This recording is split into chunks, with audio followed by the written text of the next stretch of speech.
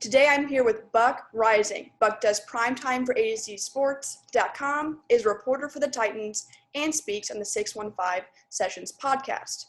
But today I'm not allowed to talk about your do. This is all about who you are as a person.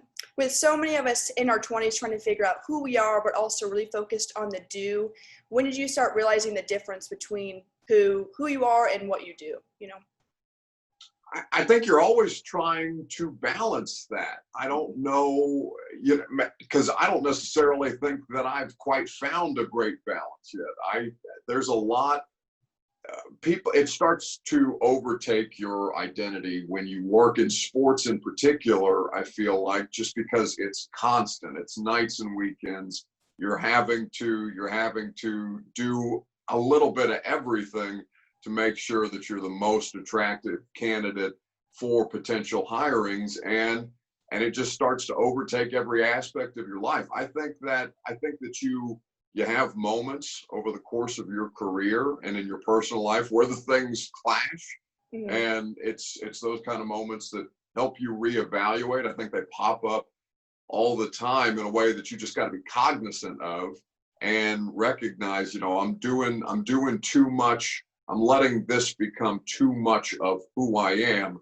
There needs to be, for lack of a better term, separation of church and state when it comes to your personal life and your professional life, just to give yourself a break and everybody else around you a break. I know Laura Oakman has told me a lot about you, and you being one of the male interviews that she really remembers because you wanted to spend so much time on GALvanize and women in the industry. Where did, wanting to be an ally and being really interested in that come from? Man, Laura's the bomb. And I don't even know if people still say the bomb. I don't know why I did. No, that works. Yeah, that's good. Anyway, she's one of the best in the business. So in terms of like people who you try to learn from, everybody in sports broadcasting, I feel like, has kind of an idea of the person they want to model their game after. Like who do you want to be as a personality? Who do you want to be as a sideline reporter? Who do you want to be as a host? Like whose style are you trying to take stuff from to where, and you can adapt it into your own later on. But I always felt that Dan Le Batard on ESPN Radio really took time and effort to try and educate the people that were listening to him and the fans of that show about how important it is to have that equity, that representation in every part, especially when sports are so overwhelmingly male. So many people who do these jobs look exactly like me. And I was not as aware of that until people like Laura, who you follow on social media, and people like Dan, who you're a fan of their programming, but they just kind of make a point of taking those messages home. The more I began to see, the situation around me and understanding how little representation, I live in Nashville, how little representation there is from the female perspective in our local sports conversation, and how crucial it is to have that perspective, to where you're not just going to just so everybody's voice within the conversation is heard. There are many important aspects of it, many blind spots that I have that maybe my friend Emily Proud, who works for ABC down here, wouldn't miss. And so I want to make sure that we have her on the podcast on a regular basis, so that voice is heard and she becomes a part of the conversation. People like Laura, who have so much life experience throughout the course of her career in sports. Okay, how am I perceiving something that's happening within our industry through a different prism? People like Laura, who lay it out on social media for a way that helps people think differently, really kind of kicked it into gear for me in a way that,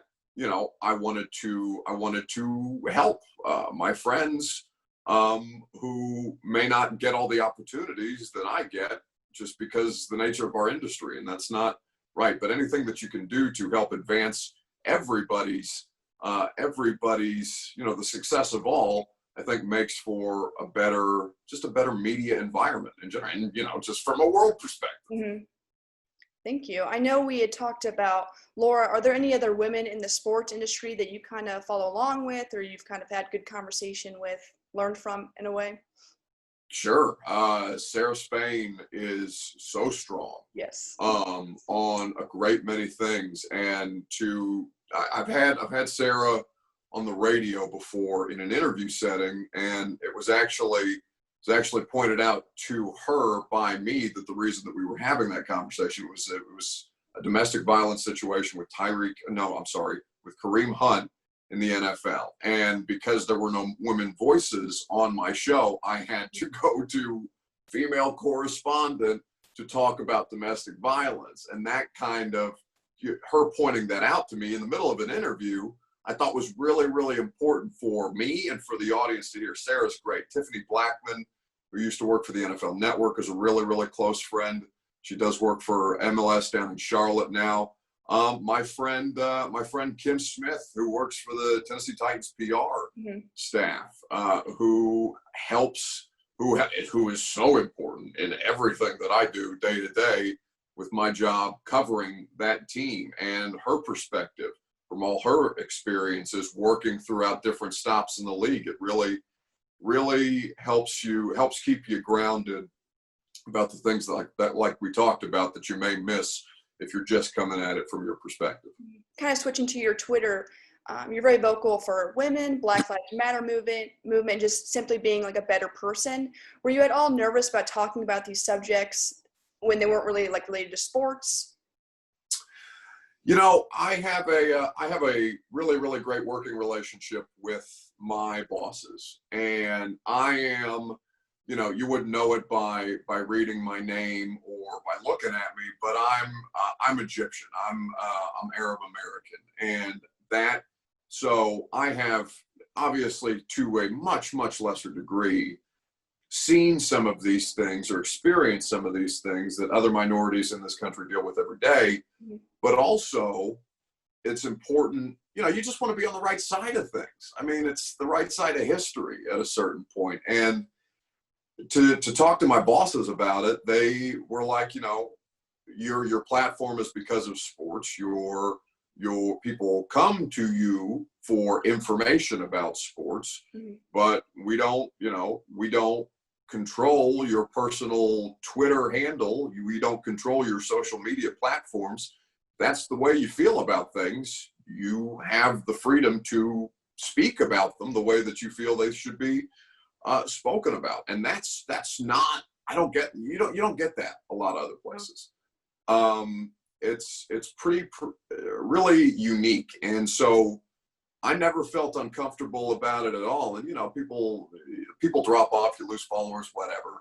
Those people end up coming back during football season because they want to know, what Derrick Henry's yardage total is halfway through the season, whatever. Yeah. It's nothing is ever that deep. You can't govern your practices by the things that happen on social media. It's not the real world for as much as it may seem sometimes. So never had any hesitancy about it, because it's just the right thing to do.